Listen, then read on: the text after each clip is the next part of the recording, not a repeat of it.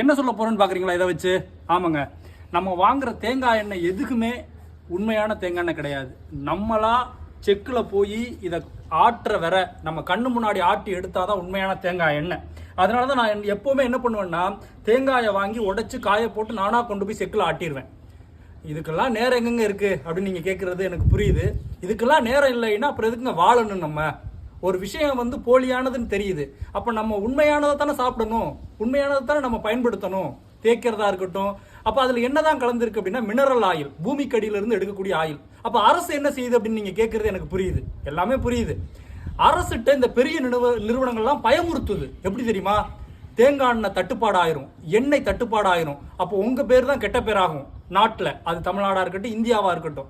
அப்போ நாடே என்ன பண்ணுதுன்னா, அரசு ஆட்சியாளர்களே என்ன பண்ணுறாங்கன்னா, ஒரு குறிப்பிட்ட அளவில் கலந்துக்குங்க அப்படின்னு அப்ரூவ் கொடுத்துருக்காங்க. முன்னாடியாவது பரவாயில்ல, இப்போ பார்த்தீங்கன்னா பின்னாடியே போட்டுட்டாங்க மினரல்